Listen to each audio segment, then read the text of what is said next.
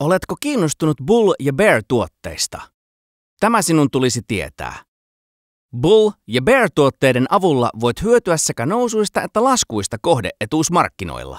Se, sijoitatko Bulliin vai Beariin, riippuu siitä, mihin uskot markkinoiden suuntaavan. Ne ovat monimutkaisia tuotteita, joten on erittäin tärkeää ymmärtää, miten ne toimivat. Nämä listatut tuotteet riippuvat kohde-etuusinstrumentin päivittäisestä kehityksestä. Ne voivat olla yksittäisiä osakkeita, osakeindeksejä, valuuttakursseja tai hyödykkeitä. Voit vivuttaa niitä päästäksesi suuremmille markkinoille pienemmällä pääomalla. Bull on tuote niille, jotka uskovat markkinoiden nousevan. Bear on tuote, jos uskot markkinoiden laskevan.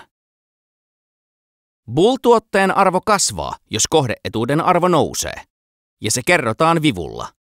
Mutta jos kohde-etuus laskee, kannattaa sinun sijoittaa Bear-tuotteeseen, sillä Bear-tuotteiden arvo nousee, kun kohde-etuus laskee. Bear kehittyy siis vastakkaiseen suuntaan kuin kohde-etuus, ja se kerrotaan vipukertoimella. Äsken näkemässämme esimerkissä markkinat olivat vahvassa nousu- tai laskutrendissä. Sillä on valtava vaikutus näihin tuotteisiin. Mutta jos markkinoilla ei ole selkeää suuntausta, on vaikeampi seurata päivittäistä kehitystä. Bull-tuotteiden arvo nousee kohde-etuuden noustessa ja laskee kohde-etuuden laskiessa.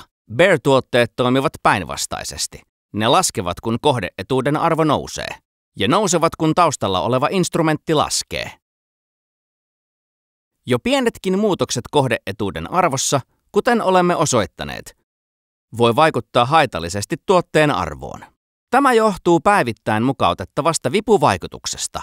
Se on verrattavissa kumulatiiviseen korkoon, mutta tässä se on kumulatiivinen vipuvaikutus. Se on erittäin tärkeää ymmärtää, jos haluaa sijoittaa näihin tuotteisiin. Katsotaanpa, miten tasapainottaminen toimii seuraavissa tapauksissa markkinoilla, joilla ei ole selkeää kohde-etuuden perustrendiä. Ensimmäisen päivän alussa kohde-etuuden hinta on 100 euroa. Bull-sertifikaatin hinta vivulla 2 on myös 100 euroa. Ensimmäisenä päivänä kohde-etuuden hinta laskee 10% 100 eurosta 90 euroon. Bull-sertifikaatti, joka on vivutettu 2, laskee 100 eurosta 80 euroon. Seuraavana päivänä kohde-etuuden hinta nousee 11,11%, palaten lähtöpisteeseen 100 euroon. Bull-tuotteen hinta, joka oli päivän alussa 80 euroa, nousee ainoastaan 97,77 euroon. Bull-tuote on menettänyt arvoaan, vaikkakin kohde-etuuden arvo on sama kuin lähtötilanteessa. Päivittäin mukautettava vipuvaikutus on syy siihen, miksi Bull- ja Bear-tuotteet sopivat parhaiten lyhytaikaiseen sijoittamiseen. Päivittäin mukautettavalla vipuvaikutuksella päivittäisen arvon kehityksen perustana on suuri vaikutus näiden tuotteiden arvoon. On vaikea ennakoida, miten näiden tuotteiden arvo kehittyy ajan mittaan. Bull- ja Bear-tuotteet ovat siis parhaita lyhytaikaisiin päivän tai muutaman päivän mittaisiin sijoituksiin. Bull- ja Bear-tuotteet eivät sovellu markkinoille, joilla ei ole selkeää trendiä, eivätkä myöskään osta ja pidä strategioihin. Sinulla on oltava selkeä käsitys markkinoiden suunnasta ja halukkuus riskinottoon. Jos haluat ostaa tällaisia tuotteita, on otettava huomioon 3 asiaa. Mihin uskot markkinoiden suuntaavan, mitkä kohde-etuusmarkkinat ovat lupaavia, kuinka paljon haluat vivuttaa sijoitustasi. Toisin sanoen, kuinka suuren riskin olet valmis ottamaan.